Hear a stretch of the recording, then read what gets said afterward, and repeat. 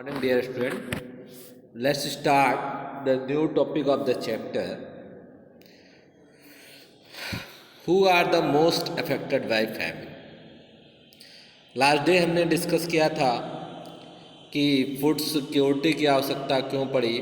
इसमें हमने बताया था कि नेचुरल कैलेमिटीज़ का जब शिकार हो जाते हैं तब उस समय कुछ ऐसी परिस्थितियाँ होती हैं जिसके कारण व्यक्ति को बेसिक उसकी जो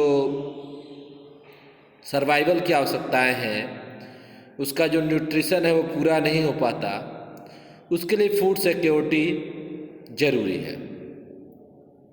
यहाँ पे दिया गया है कि who are the most affected by famine, मतलब जब अकाल की स्थिति पड़ी देश में या जब अकाल की स्थिति देखी जाती है तो सबसे ज़्यादा प्रभावित कौन होता है। Let's see.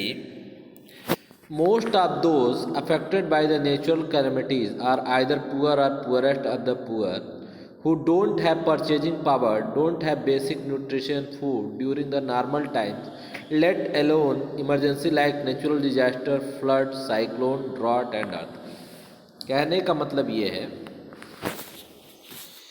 कि सबसे ज़्यादा फैमिन से प्रभावित कौन होता है, जो बहुत गरीब है, पुअर है या पुअरेस्ट है, और उसके पास इतना भी सफिशिएंट पैसा नहीं है कि वो अनाज को खरीद सके, अपनी बेसिक आवश्यकताओं को, अपने न्यूट्रिशन को सामान्य दिनों में क्या कर सके, पूरा कर सके।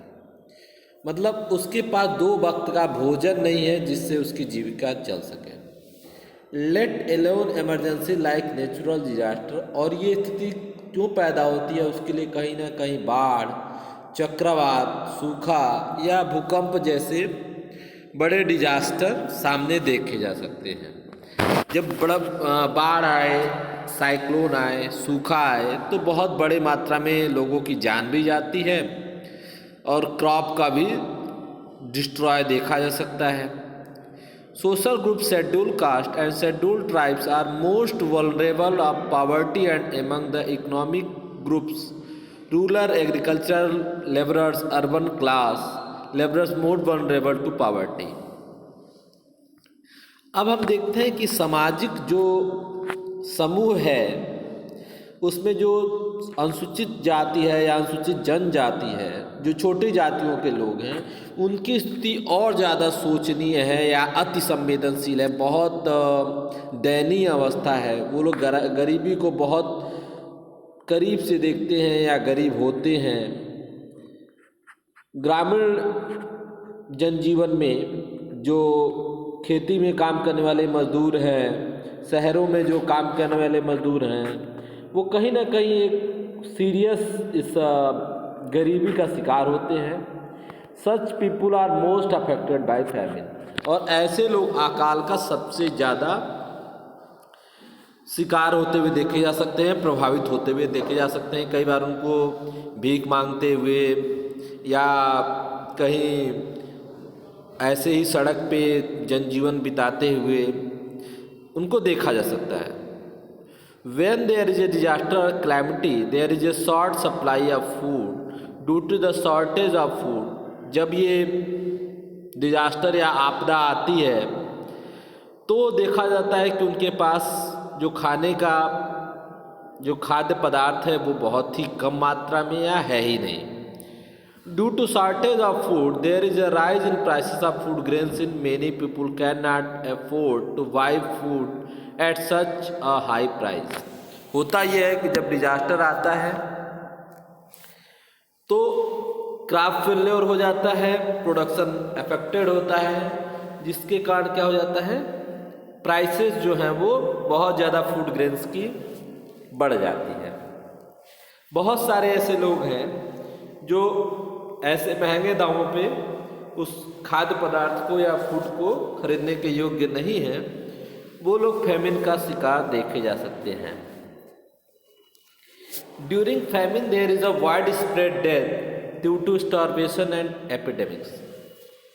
ये देखा गया है कि जब फैमिन की स्थिति आती है तो बहुत बड़ी मात्रा में भूखमरी आती है, बहुत सारे लोग इस महामारी का शिकार होते हैं।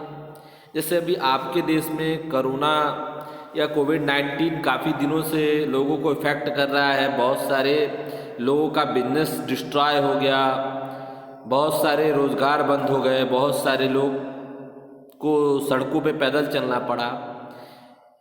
तो इस तरीके की एपिडेमिक या फैमिन की स्थिति बहुत ही ज़्यादा सोचने वाली या बहुत ही कष्टदायी होती है। यहाँ पे कुछ एग्जाम्पल दिए गए हैं। The Bengal famine in 1943 shook the country to its foundation. Bengal में एक ऐसा अकाल पड़ा जिसने पूरे देश को झकझोर दिया, हिला के रख दिया। At that time most devastating the killed about 3 to 4 million people.